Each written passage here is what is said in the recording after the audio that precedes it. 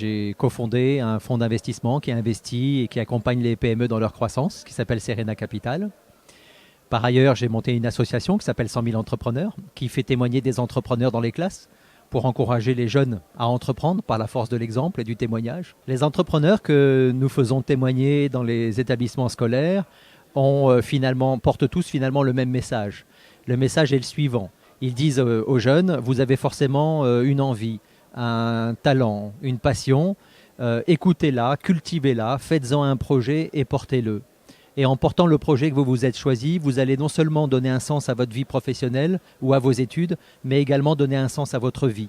Et c'est finalement ça le message de l'entrepreneur. Est entrepreneur celui qui sait écouter et qui porte le projet qui lui ressemble. Et c'est cette envie, cet élan, cette dynamique qu'on essaie de transmettre aux jeunes. Le premier conseil que je donnerais à un jeune qui voudrait se lancer pour monter son entreprise, ce serait d'abord de bien comprendre si oui ou non il est fait pour être entrepreneur, il est fait pour prendre ce risque-là.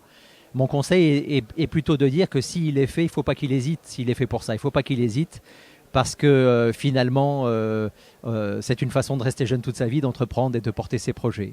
Mon deuxième conseil, ce serait aussi qu'il ne prenne pas de risques inconsidérés, comme par exemple être caution solidaire lorsqu'il emprunte de l'argent à une banque, parce que là, à un risque professionnel, on ajoute un risque existentiel et il ne faut pas trop charger la charrue parce qu'elle devient très lourde à porter ensuite, à tirer.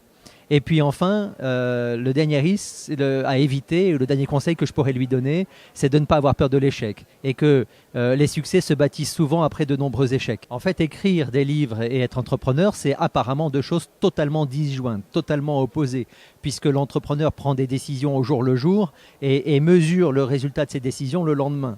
Entreprendre, on est dans le vague pendant des mois, pendant des années, on n'a pas cette urgence, on n'a pas les mêmes cycles de réalisation. Et pourtant, je me suis aperçu, menant les deux vies de front, je me suis aperçu que chaque vie enrichissait l'autre, puisque écrire permet de prendre beaucoup de recul, de mieux se connaître, surtout de mieux se connaître, et d'aller chercher au très profond de soi. Et c'est finalement ce qu'on découvre de sa propre réalité qui nous fait devenir meilleurs entrepreneurs. C'est pour ça que chaque vie alimente l'autre. On vit très souvent des moments difficiles quand on monte ou quand on développe une entreprise.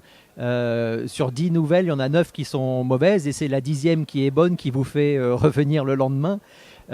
C'est pas grave. En fait, il faut se dire à un moment donné que les mauvaises nouvelles, ce sont des obstacles, mais que chaque obstacle cache une opportunité derrière. Et donc, il faut garder cette persévérance de se dire que le meilleur reste à venir, à la condition qu'on sache vraiment réagir à chaque erreur, à chaque obstacle, à chaque difficulté. Alors les erreurs en tant qu'entrepreneur que j'ai pu faire ou les difficultés que j'ai pu subir, ce sont les mêmes pour tous les entrepreneurs. C'est un client qui nous plante parce qu'il a fait faillite et il ne peut pas nous payer. C'est un concurrent qui sort 2 mois avant vous l'offre que vous rêviez de sortir. C'est vos meilleurs collaborateurs qui décident un jour de partir pour aller vivre leur vie ailleurs. C'est un fournisseur qui prend 3 mois de retard pour vous livrer. Mais ce n'est pas grave parce que je me suis rendu compte qu'à chaque fois qu'il y avait une difficulté, on trouvait un système D pour être encore meilleur qu'avant. Et il faut garder vraiment cette force de se porter toujours vers l'avenir.